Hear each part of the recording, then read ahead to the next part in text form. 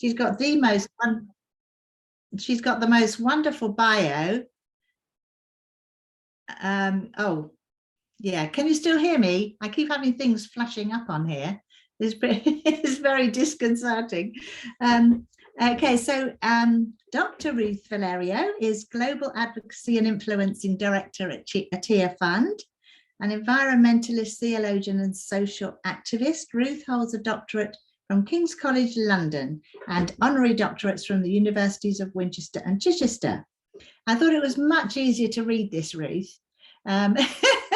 It's absolutely wonderful to read all this. But she's a canon theologian at Rochester Cathedral, and her home church is part of the 24/7 prayer network. She enjoys living sustainably, practicing what she preaches and inspiring others as she does so in the south of England with her family. And then there are various books which we maybe can let you know later, but rather than me introducing her, we just really like to hear you, Ruth. So can I hand over to you? That would be absolutely wonderful. And yeah, feel free. Brilliant. Oh, Hazel, thank you so much. That was a lovely welcome, and thank you. Yeah, and I'm sorry about that biography. But it's great to be with you. So as Hazel said, I'm a director at TIA Fund, and this isn't actually my house that I'm sitting in with my background. I'm up in the TIA Fund office for a few days, and there's a lovely family who I stay with while I'm up here. So this is their sort of study office spare bedroom in the house where I stay.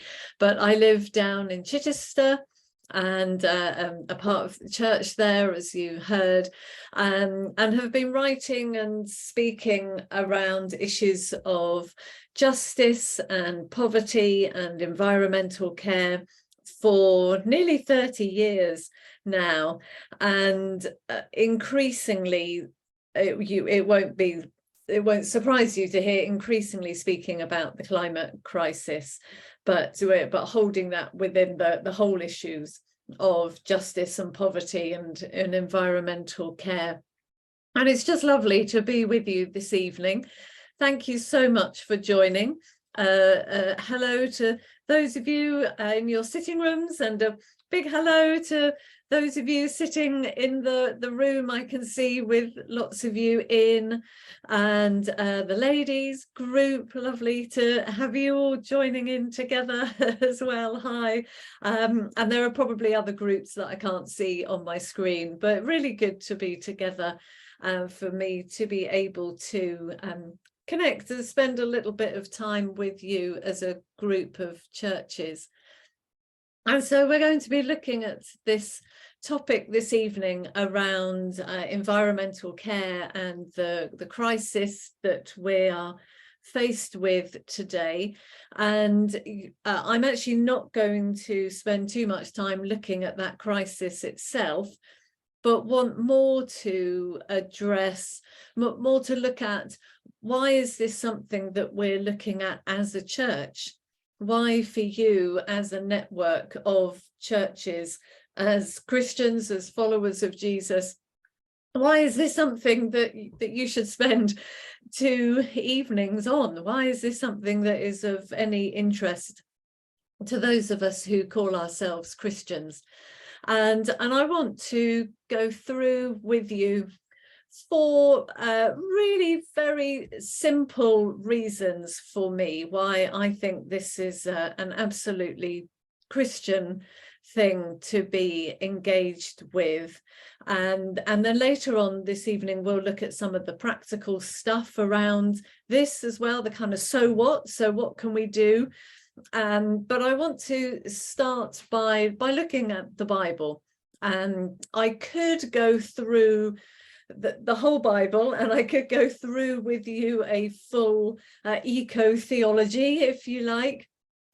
You'll probably be very pleased on a dark, rainy evening that as you're settling down in your comfy sofas, that's not what I'm going to do. I don't want to get too technical around these things, but I do want to pull out for you for, as I say, very basic, for me, biblical reasons why I think it's so important that as Christians and that as a group of churches, we're looking at these topics around creation in crisis and our role to care for creation.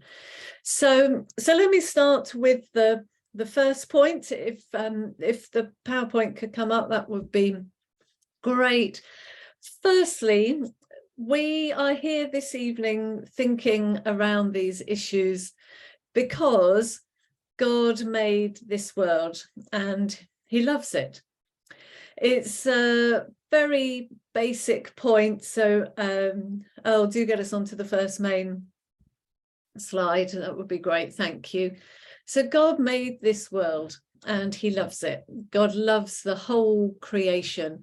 That is such a basic, and just to say, Earl, it'll be pretty obvious when I say the second point. You can go on to the next slide, but we'll stick, I don't have lots of slides, so we'll stick with this one for a while. This might be a really obvious point, but it's one that I sometimes don't think we give enough thought to. The very first verse in our Bibles tells us that this world was created by God. In the beginning, God made the heavens and the earth. I think it's such a basic point for us that we just skip over it and we don't think, what does it mean? What does it mean for us to affirm that this world was created by the God we worship? The first chapter of Genesis is most likely found its final form in the final stages of our Old Testament, when the Jewish people were in exile in Babylon. And at around that time, there was a dominant creation story that was circulating. It was the Babylonian creation myth called Enuma Elish, and it's a long story, very involved, with all these gods and goddesses fighting against each other, and you have this evil goddess, and then you have the supreme God who goes out and wages war against the evil goddess and kills her. Why am I telling you this? Because according to the Babylonian story, the world was created out of the body of this evil goddess. So the victorious god Marduk, he slices Tiamat's body into three, and out of her body, the three parts, he creates the seas and the land and the skies. What does that mean for the Babylonians? It means that the world is inherently evil because it has been created out of an evil goddess. What a contrast to what we see in our creation story, the theologically rooted creation story of Genesis 1, which tells us that the world isn't evil because it was made from an evil goddess. No, it tells us that this world is amazing because it was created by our God. The psalmist tells us that God spoke, that by his word, the world was created. God speaks, doesn't he? Out of God's life breath comes this world. And what's the fundamental thing that we are told about God's creation in Genesis 1:31? At the end of each day, we're told that God looked at what he'd made and said it's good. And then, as I'm sure you know, at the end of day 6, when God looked at all that he had made, he said, it is very good. This is the world that God has made. This world is very good. And in that little statement, we see blown up 2,000 years of theology that has taught us that the physical material world is somehow inferior and separate to the what we might call the spiritual world, the immaterial world. But Genesis 1:31 and the other verses that I've put here on the screen, and there could be many others besides, Genesis 1:31 destroys that dualism and says that matter matters to God. And so this is just an absolutely fundamental point, that we may have been brought up with a kind of theology that said as Christians we need to focus on word evangelism and sort of spiritual disciplines and that side of things, and that getting your hands dirty or caring for people's physical needs or taking care of the physical world isn't quite as Christian as the other kind of things. Well, that's not a dualism that our scriptures know. And the other verses there talk about God's loving care and intimate involvement with this world. So God made this world and he loves his whole creation. Some years ago, I spent some time doing a tapestry. It's a beautiful big one. You can't see my hand stretch beyond the screen. A William Morris, for those of you who know about these things, a William Morris tapestry of a peacock in the woods, and I spent ages, a couple of years making it, and it now hangs proudly up on my wall at home. Can you imagine if I got back from these few days in the office, if I got back and found that my daughters, I've got 2 daughters, and my daughters had taken it off the wall and put it on the floor and were using it to wipe their muddy feet on? How would I feel? Well, you know how I would feel. But I can tell you that I know I won't get home and find that they've done that. Why? Because they love me and they love what I have created and they love what I have made. They know that I love this tapestry and they wouldn't dream of doing something like that to something that is so precious to me. The analogy is obvious, isn't it? If this world has been made by God, and if God loves this world, then as people who love and worship God, don't we want to take care of something of that which is so precious and loved to him, by him? And of course, it's not only, we don't only see this in Genesis 1. What does John 3:16 tell us? That God so loved the world. The Greek is cosmos, which comes right from this beginning passage in Genesis. God so loved the cosmos. And the opening passage of John talks about the incarnation and then how the world was made by the word. Jesus was involved with the creation of the world. So this isn't only something we see in Genesis, we see it all the way through and into the New Testament as well. I'm spending a long time on this first point because it really is fundamental. If nothing else, if we can simply see this world differently to maybe how we've been brought up to view it, then that can transform everything. And to see this world as God sees it, in all its wonder and in all its brokenness as well. So God made the world and he loves the whole creation, both human and other than human. And then secondly, God has created us to look after all that God has made. Genesis 1:26-28. The most recent translations say, "Let us make humankind in our image, in our likeness, so that they may rule over the birds of the air and the fish of the sea."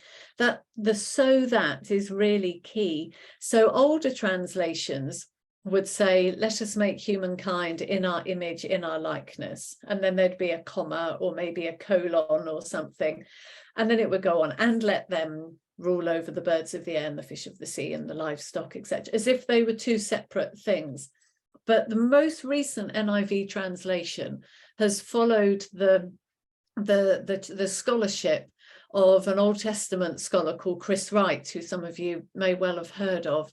And he says that the more faithful translation is, "Let us make humankind in our image, in our likeness, so that they may rule over the birds of the sea, the birds of the air, and etc. So that and Chris Wright would say that it's almost as if God had it in God's mind, so to speak, that the final species he created, he would create with the express purpose of looking after everything else. And in case you get worried, understandably, about the term rule, to rule over, and the ideas of dominion, I just want you to pause and to think about what are God's, or what does ruling mean to God? And to think maybe about some of the instructions that God gave his kings and the expectation that God had as to how his kings would rule. When you look at that, you see that ruling for God is all about love and compassion, looking out for the other. It's actually quite fascinating to do a little Bible study on God's ideal of kingship in the Old Testament, and see then what it means to rule over the rest of creation with that lens, with that idea in mind. God's values, in the kingdom of God, ruling is never about oppression or overusing or domination or mistreating. Ruling is all about ultimately being a servant ruler. And of course, we see that in Jesus as the servant king. So as people who have been created to mirror God, to represent God, we have been created to be the servant rulers over the rest of what God has made. We were created as Adam, from the Adamah. Adam is a play on words, actually. The Hebrew for ground is Adamah, and as Adams we are earth creatures, we are earthy ones. We have been created from the soil, from the dust, and to the dust we will return. We're not ethereal angelic beings floating up in the ether. We are rooted, we are earth creatures, we are Adams from the Adamah. And so we have been created with that deep connection with the wider natural world, with the community of creation. Our modern lifestyles and our modern culture has taught us that we're separate. You know, we see that in the language of environment. You have the environment and then you have people. And the environment is kind of like this platform, this stage that we live our lives out of, but it creates a separation that's really unhealthy. We are intricately connected with the wider natural world. We are Adams. We are earth creatures created from the earth, from the Adamah. And so we have been created as God's image bearers, to represent him, to take care of the rest of what God has made. But thirdly, I probably hardly need to tell you this, God's creation has gone wrong because of us. We are facing so many crises today. We are facing social crises, we're facing economic crises, we're facing environmental crises, and they're all interlinked when you look at them. And our world, as this little picture shows, is in the most awful state.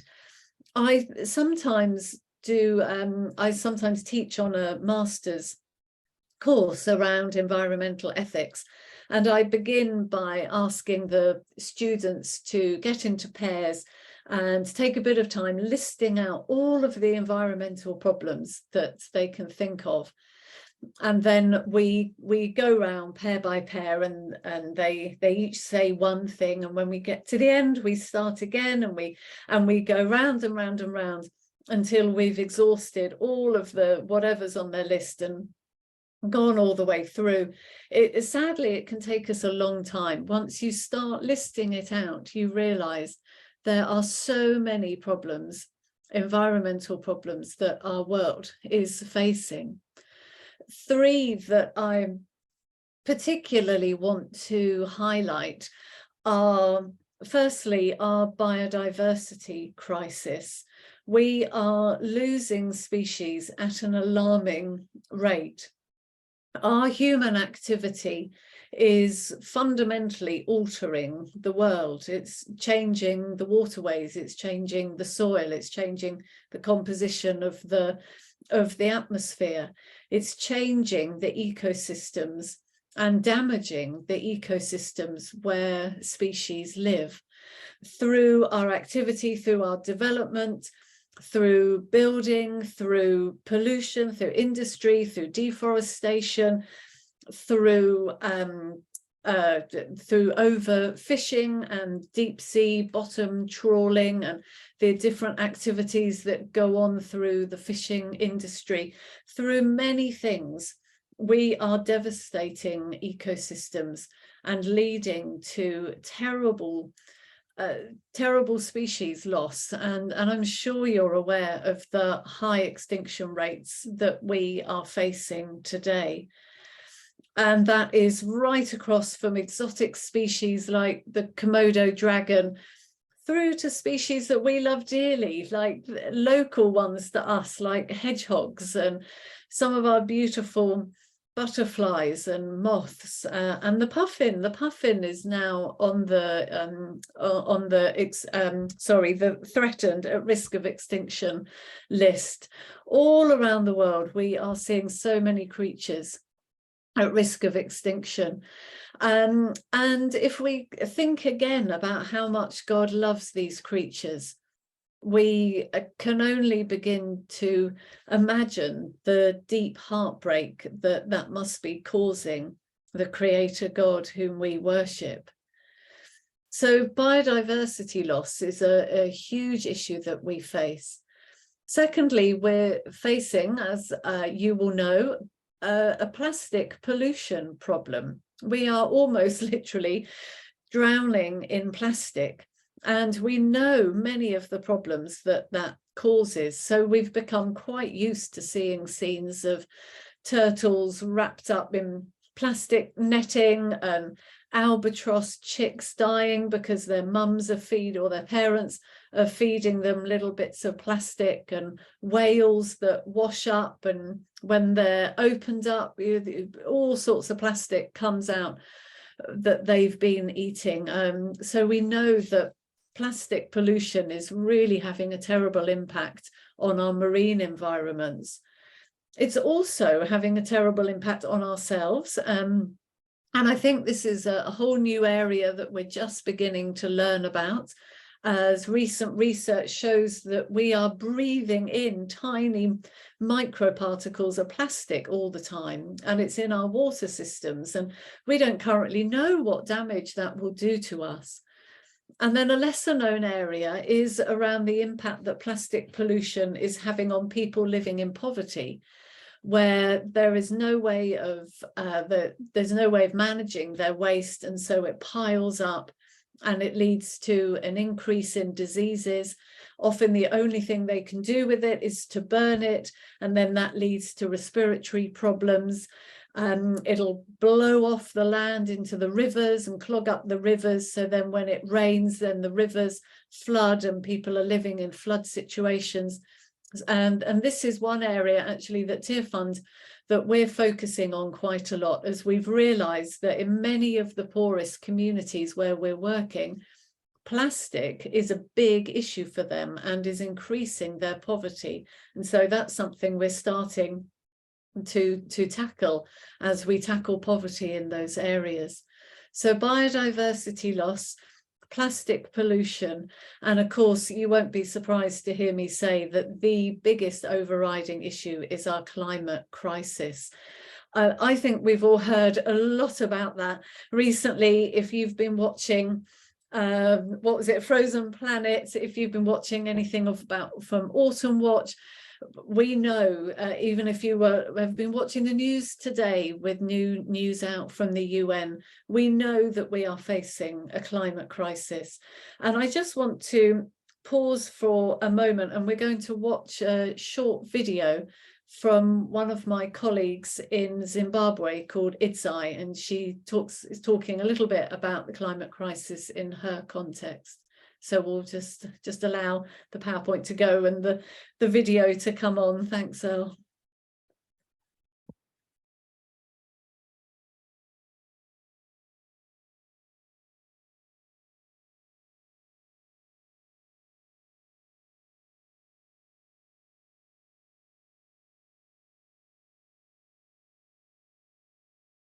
My name is Itzai Morimba.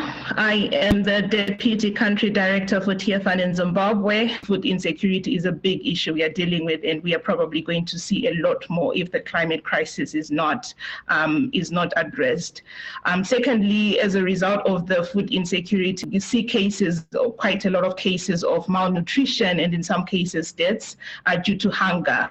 Malnutrition in the sense that, families might end up with just maize, but then they don't have, a variety.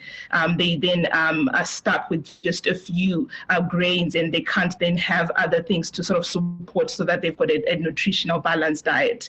The number of child marriages increase in years of droughts, where families think marrying off our daughter is better because we get something from the family that's taking the daughter, or it's one less person to feed.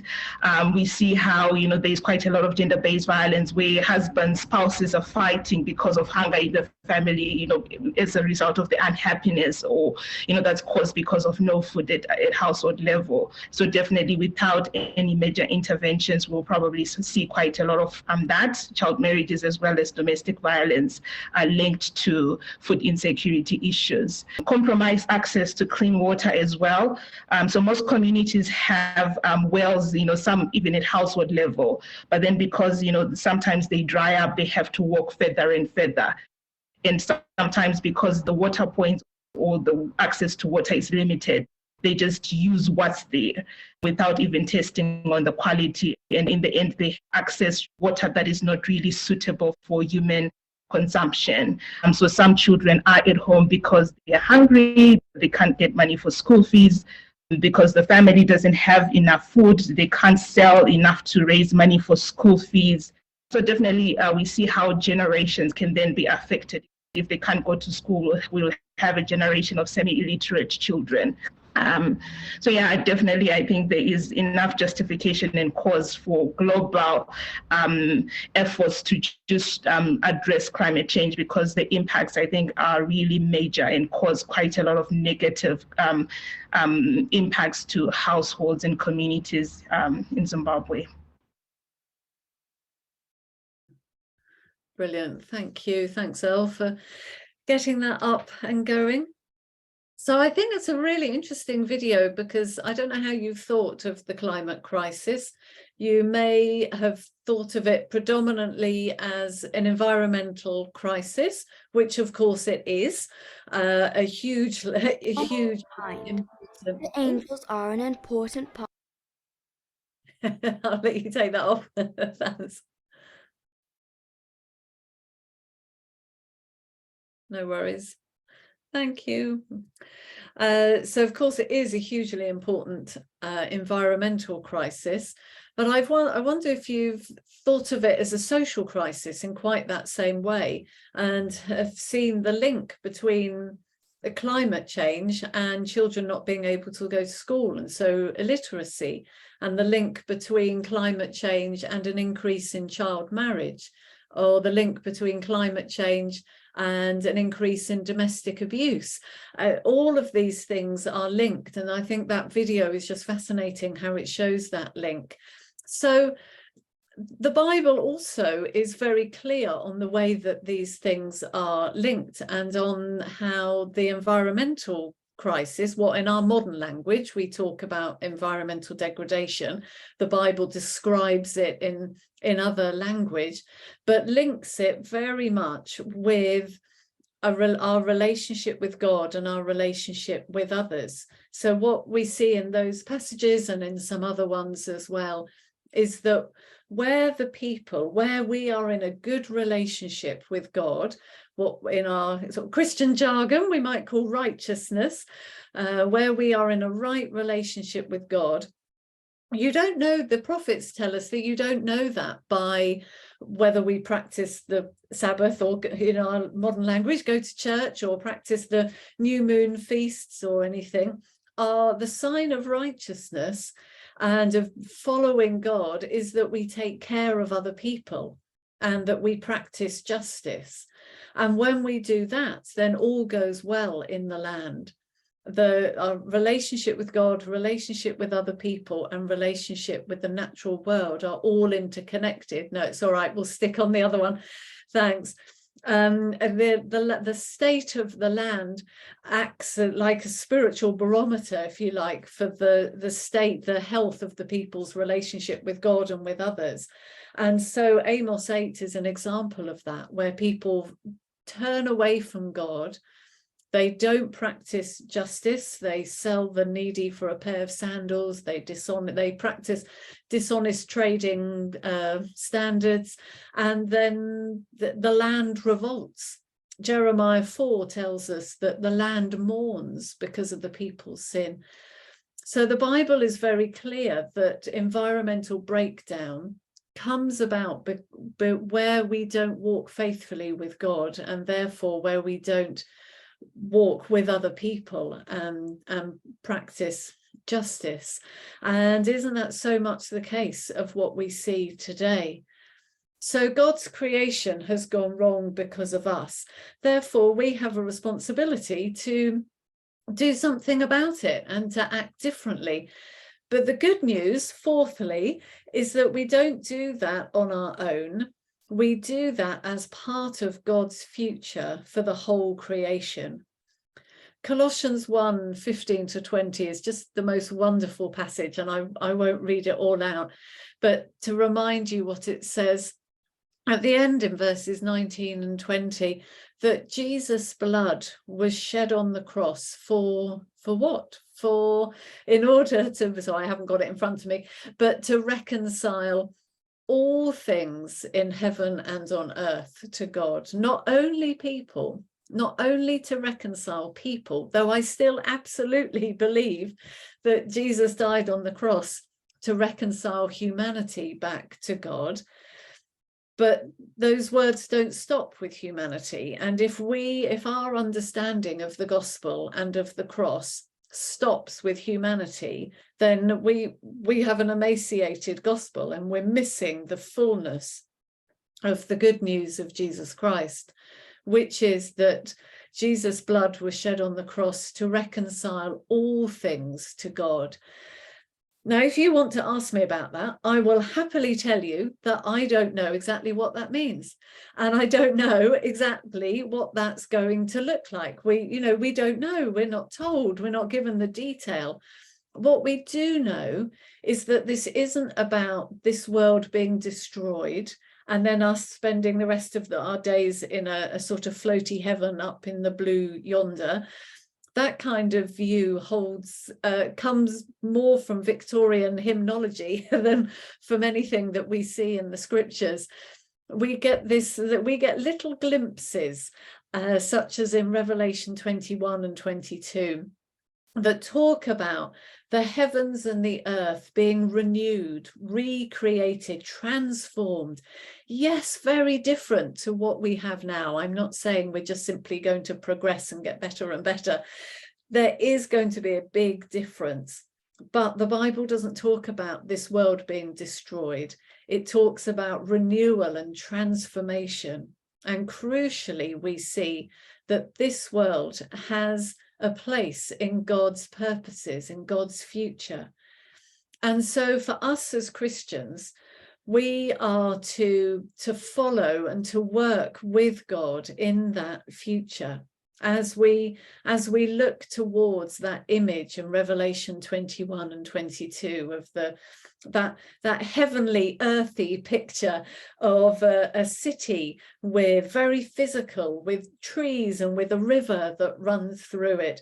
And yet it has a heavenly quality, doesn't it? God is there. They don't need the sun because they have the light of God's being there. It's an incredible picture. And that's the future that we look towards. And our role is to work with God in God's plans for salvation, for all things, and to be working to be I've heard it described as being like we are to be living parables of the future. We are to live our lives in the light of that future hope, working to see that become a reality today, whilst knowing that it will never become a full reality until the Lord returns.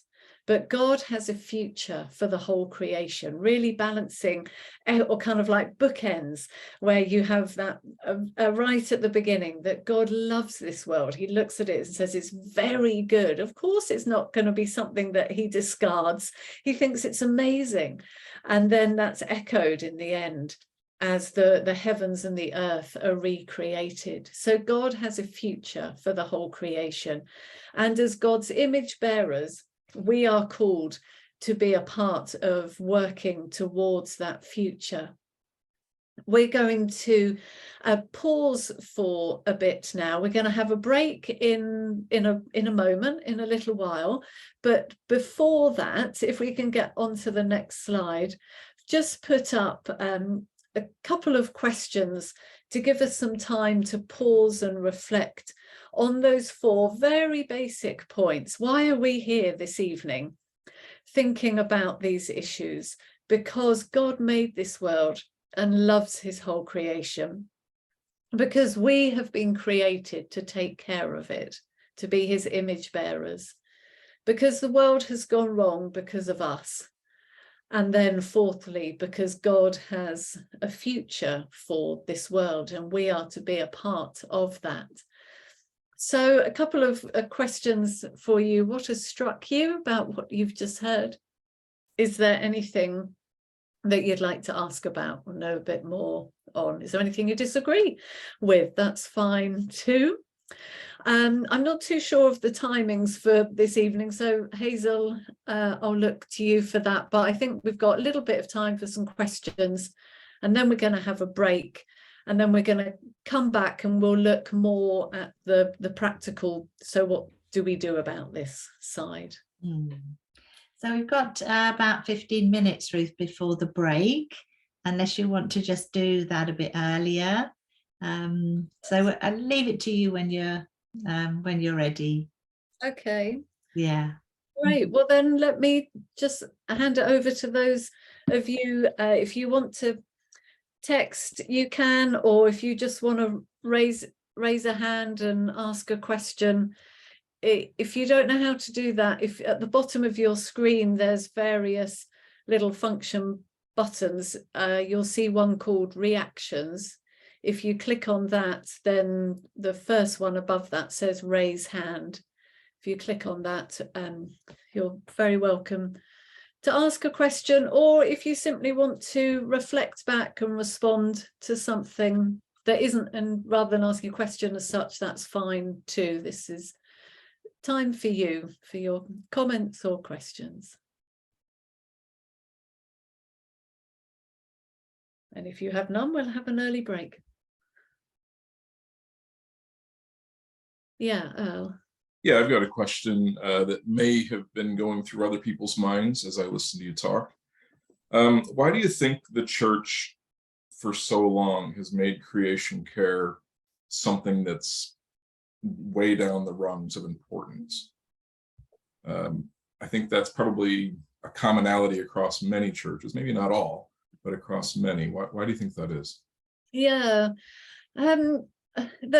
there are many thoughts. I wouldn't claim to know the definitive answer to that, and it may be that others of you have thoughts about that excuse me, as well. I think one of our problems, one of our weaknesses that has come from one of our strengths has been an overemphasis on the individual's relationship with God. Now, I hesitate to say there's a weakness in that, because of course it's a really important thing.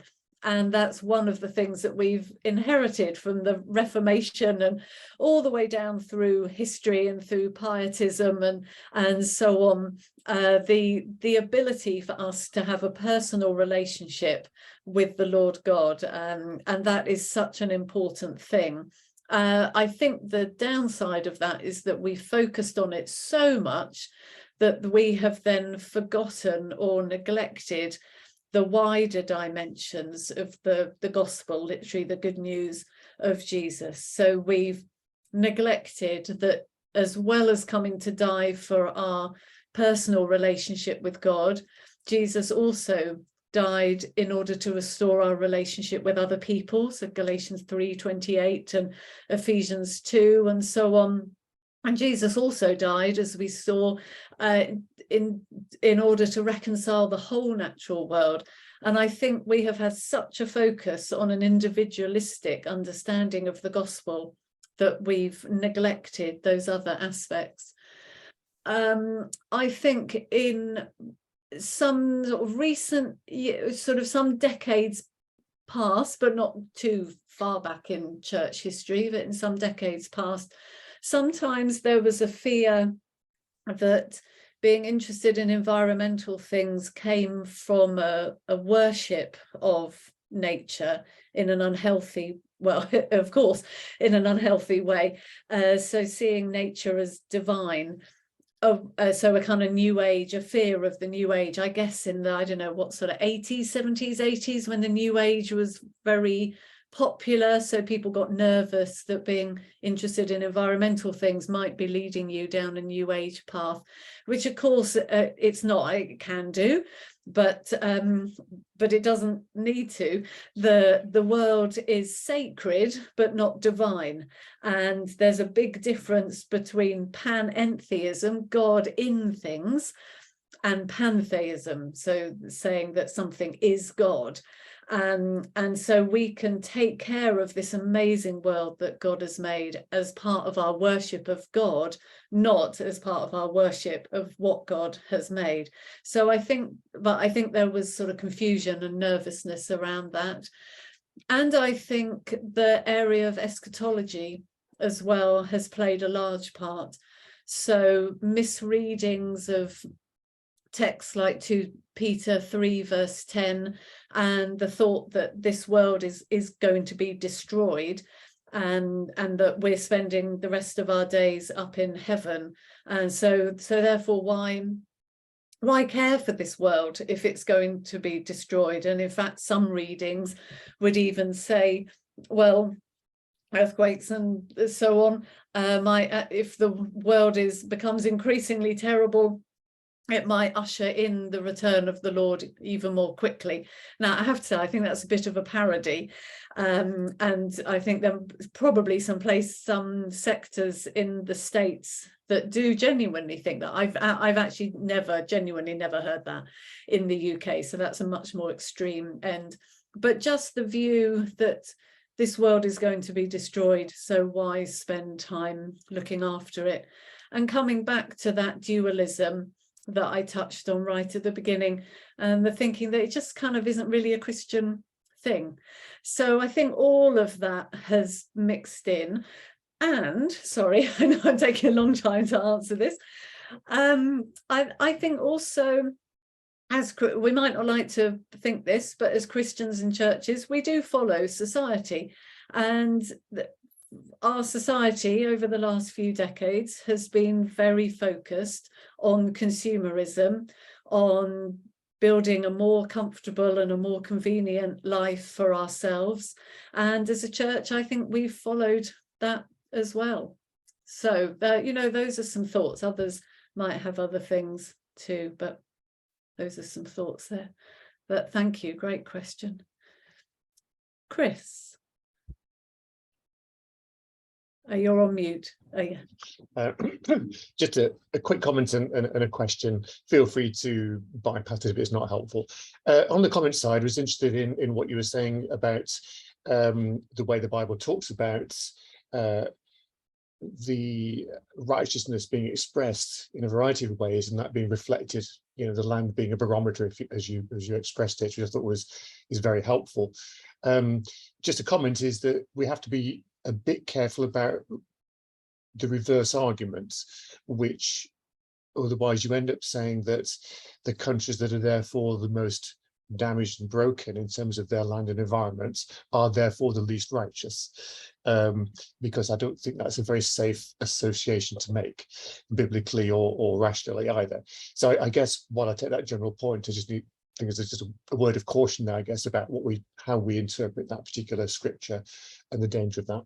The other, just a question really, was we've been looking at this in terms of our responsibility, the four, and our responsibility in terms of what we're actually doing day by day with plastics and pollution and all the rest of it. Is there, to what extent do you think this is also a spiritual battle? I mean, obviously behind the fall there was a snake. Is this just about what we're doing with using too much metal and plastic and diesel fuel or whatever, or is there a spiritual dimension? Could it even be argued that what's taking place now is actually an act of judgment from God, and therefore we shouldn't be opposing it? I'm being provocative, obviously. So I just wondered, that's something we haven't really touched upon yet, that whole kind of spiritual battle side of things, which is very important to some people, not so much to me, but it is a dimension, I guess, for us to be aware of. Yeah, I think it's a great question, and is something that that I think a bit about, and am convinced that there is a spiritual dimension to this. Or because you've taken it, you're down there. I'm just wondering where because you took your hand off, you changed position, and I wanted to keep. I'm sorry, just putting my hand down. No, that's fine. And you don't know that I'm looking at you anyway, but I am. Yeah, I am convinced that there is a spiritual dimension to this, and that part of what is going on is spiritual warfare. I do believe that there are evil forces that don't want this world looked after, and that do want to see this world destroyed because, of all of the obvious reasons around spiritual warfare. And I sometimes, this might be going too far. I don't really know. I'm not saying this is gospel. This is just my thinking. I think about the pandemic, and you might remember before that, we were really gaining momentum on the climate crisis. So whatever you think about the Extinction Rebellion protests, and remember, Extinction Rebellion is different to Just Stop Oil. They're not the same group. You've got different groups doing different things. But anyway, whatever you think about Extinction Rebellion, they had been bringing about quite significant impacts and changes. And you had Greta Thunberg with the Friday strikes. You had millions of young people around the world taking action, getting out onto the streets, and you had governments starting to respond. We were starting to see action, and we were in the church as well. There was, I won't give you all the detail around that, but there was some significant things happening within the Church of England. It just leading up to the time when the pandemic struck. And I can't help, I don't see devils behind every stone, but I can't help thinking, what was there a strategy in that? Because the pandemic came in, all of our attention was taken off climate. You might remember there was lots of attention around plastic as well because of Blue Planet too. All of our attention left from there, and it's just left us, wrecked as a world, and we haven't been able to gain that momentum since. So I just think, what was going on there? So I do think there is a spiritual dynamic, a spiritual dimension happening. I really hesitate around judgment. So I hesitate. I think it's very dangerous to try and say that anything is any particular thing is a judgment of God. So I know that was around quite a bit with the pandemic. Some people are trying to say this is a judgment. from God because of how we've been living, or sexual immorality. Some people in the States were saying it's a judgment from God for those who are going against Trump. And, there are all these different theories out there. With the pandemic, I would say it wasn't a judgment from God, but it was part of the consequences of the relationships and the connections of the way that God has set our world up. So the pandemic was first and foremost an environmental crisis. It came about because we have mistreated the natural world in such a way that is allowing viruses to jump species. And if we treated the natural world better, and then became a global pandemic because of our addiction to flying, if we treated the natural world better, this wouldn't have happened. I don't think that was a judgment from God. I think that was just part of the consequences for how we've been living and how things are set up. We're touching on some really, really big issues here, aren't we? Judgment and spiritual warfare and so on. And I'm sure there's much more we could talk about within those, but I hope that's a helpful reflection on that. We'd probably better just take one more. So Anne or Eric, one of you, have you got a question or a comment? Hi, it's Eric here. Just a quick comment, really. The original question that Earl asked was, why is it that we have in effect ignored the natural environment and downgraded it, as it were, as secondary importance? And it struck me that for much of the history of the church, our view of creation and our view of cosmology was dominated by a Ptolemaic system where Earth was the bottom. It was the pits. Perfection was found up there in the heavenly spheres, and we were always in the pits of imperfection. And I think that also feeds into the other thing of seeing that heaven is going to be released from that pit, which again is, you put it down to 19th century hymnody. Actually, I think it is a bit more rooted than that in 1500 years of a cosmology which saw that the earth was at the bottom of the pile. And if I may, just one comment on judgment. One thing that I am personally convinced about is that God's wrath is expressed, as Paul says in Romans 1, when he says, do your own thing, live with the consequences. And in that respect, you could argue that the corruption, moral corruption that we're seeing in society, it's exactly what Paul says in Romans 1.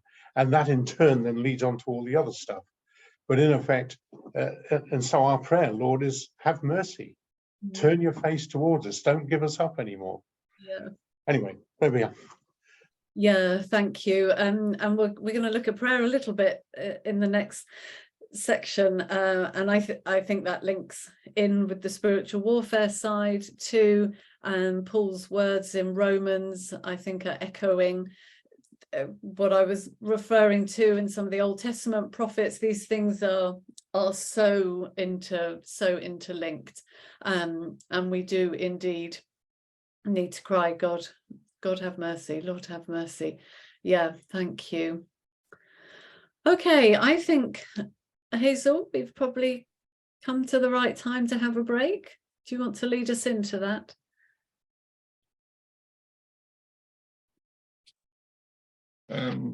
Not sure where Hazel is, so I'll step Hazel, in there. you're on mute. Oh dear, perfect timing, I was saying, which is absolutely just spot on. We have 15 minutes and then we'll meet back together again and continue this evening. So have a good break. And thank you, Ruth. Just brilliant.